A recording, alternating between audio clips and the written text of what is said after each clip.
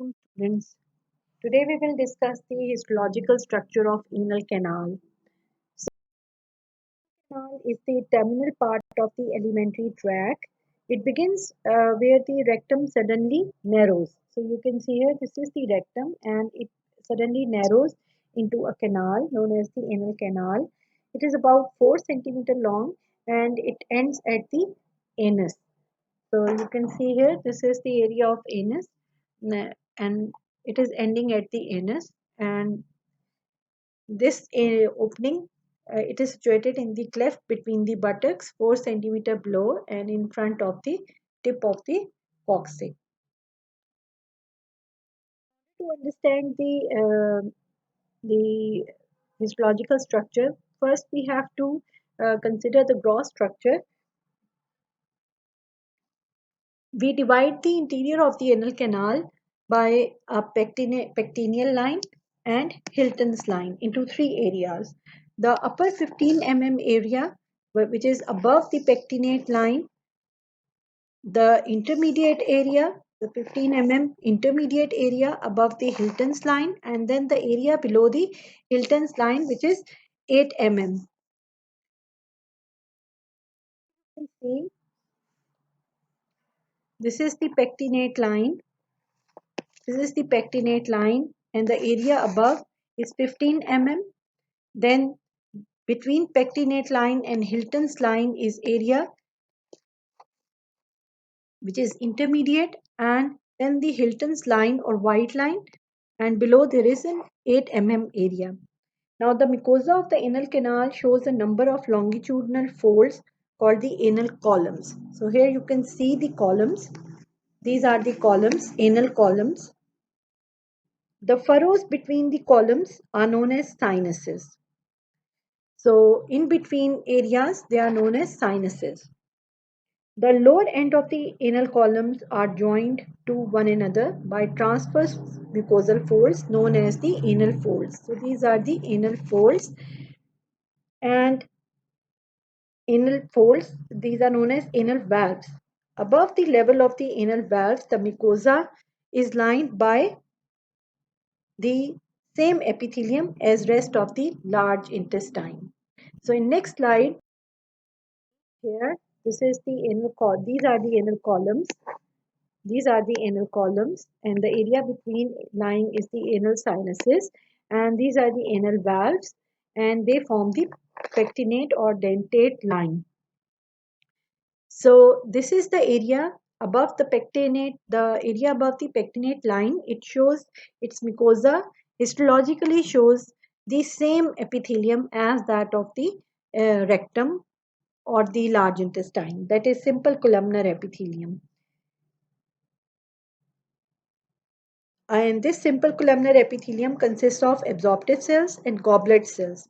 Now below the level of the anal valves, the lining epithelium is of stratified squamous non-keratinized. So this intermediate area between the pectinate line and the Hilton's line, it contains the stratified squamous non-keratinized epithelium, which becomes continuous with the epidermis of skin at the anal orifice that is below the the Hilton's line. So below Hilton's line lie the stratified squamous keratinized skin with hairs. You can see here. The muscularis mucosae becomes gradually indistinct and cannot be recognized in the lower part of the anal canal. So in here, so this is the section of the anal canal, section of anal canal.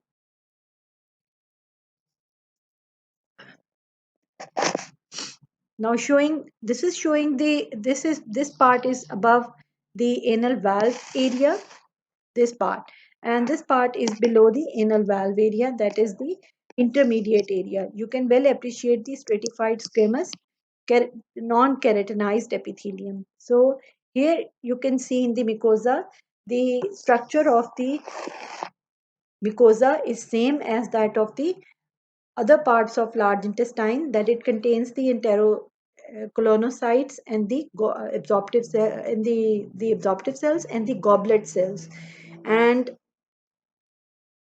the glands, crypts of Lieberkühn. So lamina propria, they contain the crypts of Lieberkühn above the level of anal valve.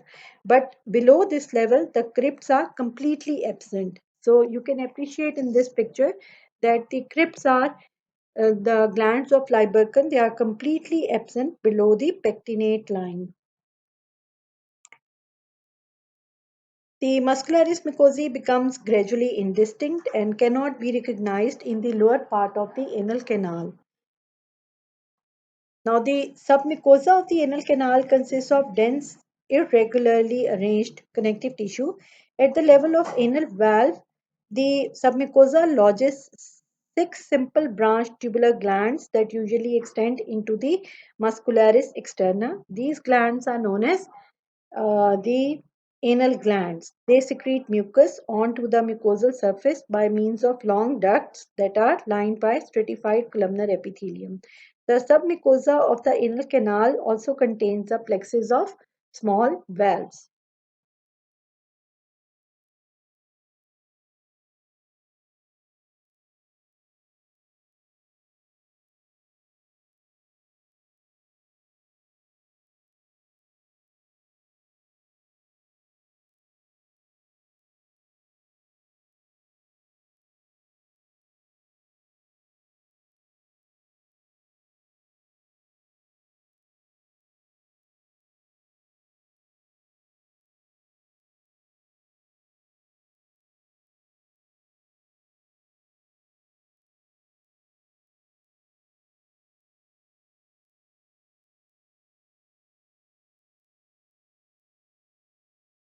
This externa of the anal canal consists of the inner circular and outer longitudinal layers of the smooth muscles.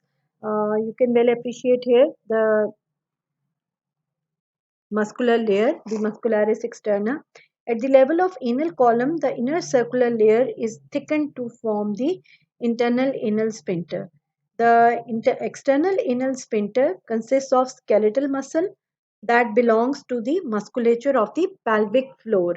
So this is the skeletal muscles. You can see this is the cut section of the skeletal muscles, and this forms the um, uh, musculature of the pelvic floor.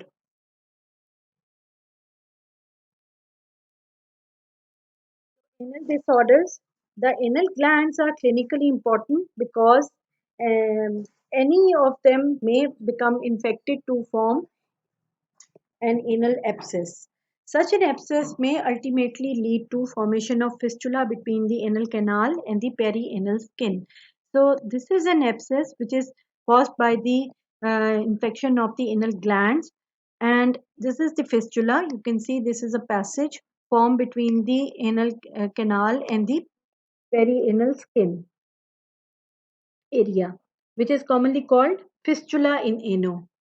And such a fistula it requires usually it requires treatment by surgery. And pathological dilatation of submucosal veins of the anal canal, it produces a clinical condition known as piles or hemorrhoids. So the venous plexus which is lying above, they form the internal hemorrhoids, while the venous plexus which lies in the lower part of the anal canal, they form the external hemorrhoids. Main questions for this presentation is the you have to give the histological differences of the parts of the anal canal, and you have to give the clinical significance of anal glands and the submucosal venous plexus.